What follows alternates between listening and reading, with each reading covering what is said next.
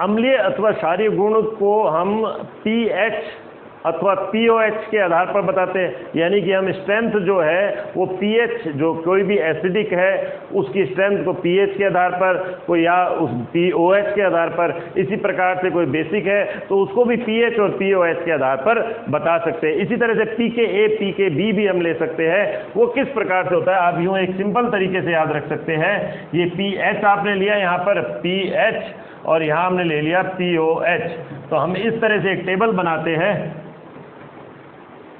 यहाँ हम लिख देते A B और यहाँ पर वापस से B A, और हम यहाँ लिख देते 0 7 और 14। तो हम देख रहे हैं यहाँ से यहाँ जाने पर pH, यहाँ से यहाँ जाने पर 7 से 0, अगर pH 7 से हम कम की ओर जा रहे हैं तो एसिडिक स्ट्रेंथ क्या हो रही है, बढ़ रही है। लेकिन अगर 7 से ऊपर जा रहे हैं, 7 से 14 की ओर, pH अगर आपके 7 से 14 के बीच में, यानी हम 7 से 14 की ओर जा रहे हैं, तो बेसिक स्ट्रेंथ यहाँ से यहाँ बढ़ रही है। इसी प्रकार अगर हम POH देखें तो यहाँ से यहाँ जाने पर, यानी इससे कम की ओर जाने पर बेसिक स्ट्रेंथ बढ़ रही है, और POH अगर आपके जो 7 से 14 के बीच में है, तो यानी कि 7 से 14 की ओर जा रहे हो अगर, तो ऐसी स्थिति में एसिडिक स्ट्रेंथ बढ़ रही है। इन दोनों का योग जो होता है, यानी pH प्लस POH, वो कितने के बराबर होता है, वो होता है 14 के बराबर। अब pH का मतलब क्या होता है, pH का मतलब होता है माइनस log H प्लस, ऐसी POH का मतलब क्या हो जाएगा, वो हो जाएगा माइनस log OH माइनस, इस तरह से। अब यही सिस्टम pKa और pKb के बीच में भी होता है। यहाँ Ka क्या होता है, अम्ल वियोजन स्थिरांक, यानी एसिड डिसोसिएशन कांस्टेंट। pKb क्या होता है, वो होता है बेस, यानी कि क्षार वियोजन स्थिरांक, यानी बेसिक डिसोसिएशन कांस्टेंट। अब मैं कुछ एग्जाम्पल लिख रहा हूँ। जैसे मैं लेता हूँ यहाँ पर, सबसे पहले यहाँ मैंने लिया एथिल एसीटेट, एथिल एसीटेट, यानी हमने लिया CH3COOC2H5। दूसरा लिया मैंने एसीटोन, इसमें मैंने ले लिया CH3COCH3। तीसरा मैंने लिया आपके मेलोनिक एस्टर,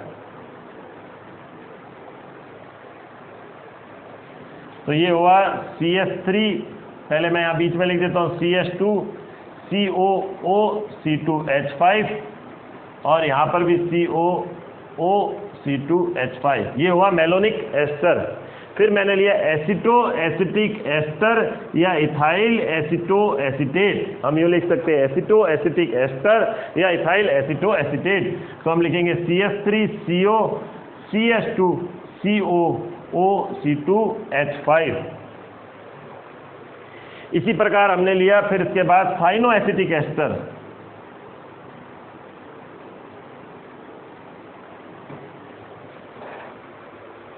नहीं, साइनो एसिटिक एस्टर से पहले हम लेंगे एसिटिल एसीटोन, एसिटिल एसीटोन, वो क्या हो जाएगा CH3CO CH2COCH3, एसिटिल एसीटोन। यहाँ हमने कहा एसिटो एसिटिक एस्टर, यानी एसिटो, ये एसिटिक एस्टर, जैसे हमने इसको कहा है ना इथाइल एसीटेट या एसिटिक एस्टर कहते हैं, तो एसिटो, और ये क्या हो गया, ये हमने लिया एसिटो एसिटिक एस्टर, एसिटो एसिटिक एस्टर या इथाइल एसिटो एसीटेट, यानी इथाइल एसिटो एसीटेट।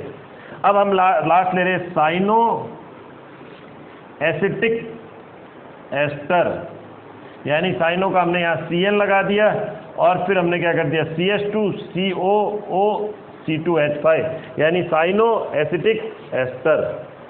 अब इनके लिए हम क्या करते हैं, pKa के मान लेते हैं, pKa के मान। अब वैसे तो हमें याद करने की आवश्यकता नहीं है, लेकिन फिर भी आपके हिसाब से जो मैं अभी आपको बता रहा हूँ, ऊपर से नीचे जाने पर pKa का मान घट रहा है। pKa का मान घटने का मतलब क्या हो गया, यानी अम्लीय गुण क्या हो रहा है, अम्लीय गुण बढ़ रहा है। मैंने अभी आपको बताया था pH कम होना या pKa कम होना क्या होता है, अम्लीय गुण को बढ़ा रहा है। अब मैं उनकी वैल्यू लिख रहा हूँ। इसकी वैल्यू हो गई यहाँ पर एथाइल एसीटेट की हो गई आपके 25, अब उसके बाद आता है यहाँ पर 20, और इसके अलावा जो होगा वो होगा 13 और फिर आपके आ जाएगा 11 और 9 और 9। तो इस प्रकार एथिल एसीटेट के लिए वैल्यू हो गई 25, एसीटोन के लिए हो गई 20 और ये 13 हो गई मेलोनिक एस्टर के लिए, एसिटोएस्टिक एस्टर के लिए 11 और एसिटाइल एसीटोन के लिए 9 और साइनोएसिटिक एस्टर के लिए भी 9 होगी। अब इसका क्या कारण है ये अभी मैं आपको बताता हूँ।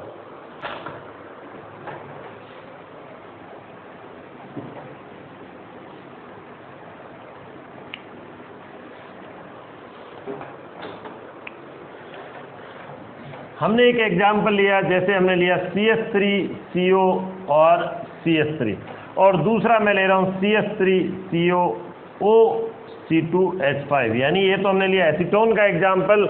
मैंने आपको कहा है एसीटोन ज़्यादा अम्लीय होता है और किसकी तुलना में, इसकी तुलना में, इथाइल एसीटेट की तुलना में।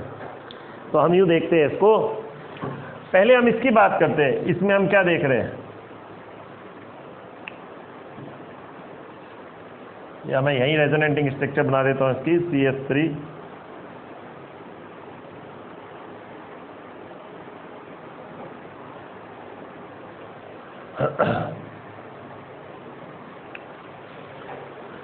सबसे पहले तो हम एथिल एसीटेट के लिए लेते हैं। ये एथिल एसीटेट, एथिल एसीटेट में हम क्या देख रहे हैं, खुद जो मॉलिक्यूल है उसमें रेजोनेंस है इस लॉन पेयर की कारण, जो कि इथॉक्सी ग्रुप के ऑक्सीजन के ऊपर है, और रेजोनेंस के कारण ये क्या हो गया, स्टेबल हो गया। अब मैंने आपको बताया था अभी पीछे में, कौन से वाले में, अभी जो पिछले वाले में आपको बताया था कि एसिटिक एसिड में खुद अगर एसिटिक एसिड स्टेबल हो जाएगा तो रिएक्शन फॉरवर्ड डायरेक्शन में नहीं चलेगी, यानी आयोनाइजेशन जो होगा वो फॉरवर्ड डायरेक्शन में नहीं चलेगा। अब ये चीज़ इसमें तो नहीं है, इसमें टॉटोमर तो जरूर है, टॉटोमेरिज्म तो जरूर है, लेकिन ये इस तरह का रेजोनेंस नहीं है। रेजोनेंस स्ट्रक्चर क्या होती है, हमेशा स्टेबल होती है। अब अगर मान लो ये वाले, हम एसीटोन की बात करते हैं, ये मान लो इसने क्या कर दिया, प्रोटॉन दे दिया, तो ये किस में बदल गया, CH3CO और यहाँ बदल गया किसमें, CH2 माइनस में हो गया ये। अब ये इस तरह से दिखाएगा, ये रेजोनेंस तो दिखा रहा है, CH3CO नेगेटिव और यहाँ आ गया CH2, तो ये प्रोटॉन दे दिया, ये प्रोटॉन यहाँ इसने दे दिया, तो एसीटोन इसकी तुलना में ज़्यादा अम्लीय दिखा रहा है। अब आप कहोगे ये क्यों, ये नहीं दे सकता क्या? हाँ, ये दे सकता है।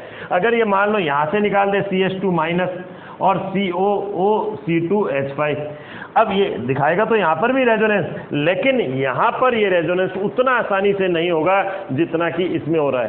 क्यों नहीं हो रहा है यहाँ पर आसानी से? क्योंकि ये जो है लॉन पेयर की वजह से ऑलरेडी इसके अंदर रेजोनेंस उपस्थित है, यानी कि ये इसमें बाधा उत्पन्न कर रहा है। ये वाला जो प्रोसेस है, ये प्रोसेस इस CH2 माइनस के बनने के पश्चात रेजोनेंस में बाधा उत्पन्न कर रहा है, जबकि इसमें ऐसा कोई भी ग्रुप नहीं है।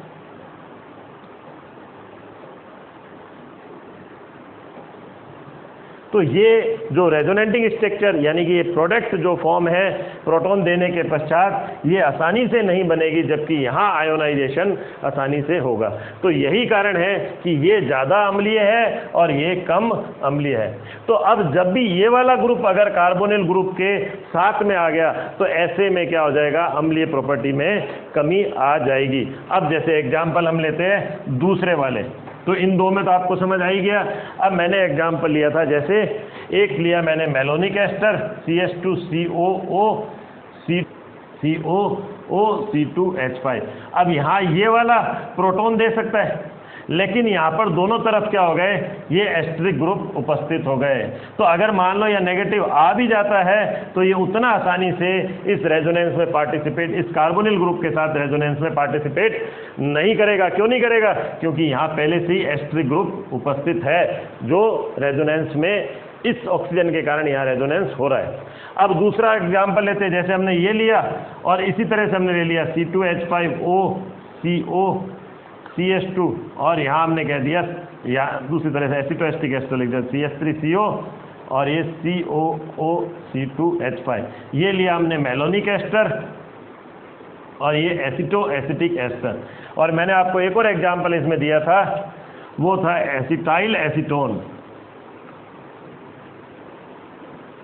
तो अब आपको समझ आ रहा होगा, यहाँ एस्ट्रिक ग्रुप के कारण, दो एस्ट्रिक ग्रुप के कारण इसकी एसिडिक प्रॉपर्टी, यानी इस वाले की एसिडिक प्रॉपर्टी इसकी तुलना में कम होगी, क्योंकि यहाँ पर केवल एक ही एस्ट्रिक ग्रुप है, तो ये ज़्यादा अम्लीय है।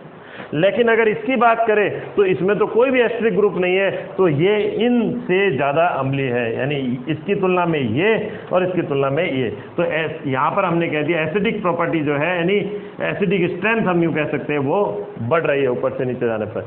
और अगर साइनो ग्रुप आ जाता है तो वो तो हमें पता ही है कि वो जो है साइनो एसिटिक एस्टर हमने लिया था, वो खुद ही -I और -M इफेक्ट के द्वारा इस CH2 माइनस जो यहाँ पर आएगा प्रोटॉन देने के पश्चात उसको ज़्यादा स्टेबलाइज करता है। मैं एक आपको रेजोनेटिंग स्ट्रक्चर बता देता हूँ।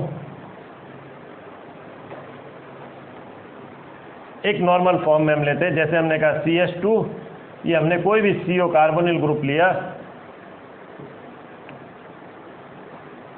हम अब यहाँ कोई भी ग्रुप नहीं लिख रहे, हमने तो कार्बोनिल ग्रुप ले लिया। और अब ये क्या करेगा, ये मान लो इसने प्रोटॉन दिया, बेस की प्रेजेंस में देगा, तो यहाँ आ जाएगा आपका CH माइनस, ये आपका आ गया CO, ये इस प्रकार से। और अब इसकी रेजोनेटिंग स्ट्रक्चर में क्या होगा, ये इस प्रकार से।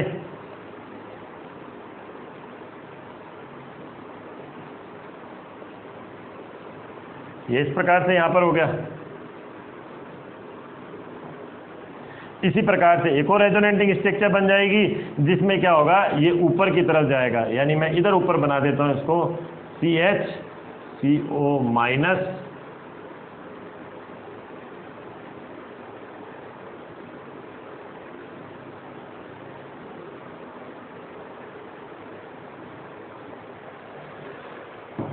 तो ये इस प्रकार से 3 रेजोनेटिंग स्ट्रक्चर यहाँ बन रही है। ये बेस की प्रेजेंस में इसने प्रोटॉन दे दिया, प्रोटॉन देने के पश्चात ये जो CH2 मेथिलीन ग्रुप जो है, ये क्या करेगा, ये ऐसे रेजोनेंस दिखा रहा है। अब हमें ये देखना है, अगर यहाँ पर एस्ट्रिक ग्रुप आ गया तो ऐसे में उसकी एसिडिक प्रॉपर्टी कम हो जाएगी। ये रिएक्शन तो इधर चलेगी, यानी कि आयोनाइजेशन तो इधर होगा, लेकिन एसिडिक प्रॉपर्टी किसकी तुलना में कम होगी, यदि यहाँ केवल दोनों तरफ कार्बोनिल ग्रुप है। अगर यहाँ पर एस्ट्रिक ग्रुप होगा तो वो उतना रेजोनेंस आसानी से नहीं होगा, तो एसिडिक प्रॉपर्टी कम हो जाएगी। तो हमने इसीलिए कहा है मेलोनिक एस्टर एसिटोएस्टिक एस्टर की तुलना में कम अम्लीय है, और एसिटोएस्टिक एस्टर जो है वो एसिटाइल एसीटोन की तुलना में कम अम्लीय है। एक चीज़ और यहाँ पर इम्पॉर्टेंट है, ये जो सारे जो 3 तरह या 4 तरह के मैंने लास्ट वाले मॉलिक्यूल लिए, ये चारों की चारों जो है वो एसीटोन और एथिल एसीटेट की तुलना में ज़्यादा अम्लीय है। क्यों? क्योंकि इसके दोनों तरफ क्या है, इस मेथिलीन ग्रुप के दोनों तरफ कार्बोनिल ग्रुप है, तो इसलिए मेथिलीन ग्रुप आसानी से प्रोटॉन को दे देता है, और इसी कारण से ये क्या करता है, एक्टिव मेथिलीन समूह वाले यौगिक कहलाते हैं। इसी कारण ये जो मेलोनिक एस्टर है, एसिटोएस्टिक एस्टर है, और एसिटाइल एसीटोन जो है वो एक्टिव मेथिलीन ग्रुप वाले यौगिक कहलाते हैं, यानी सक्रिय मेथिलीन समूह वाले यौगिक। और यही जो है इस पूरे चैप्टर में हम इन्हीं की रिएक्शन देखेंगे। आज के लिए इतना ही, थैंक यू।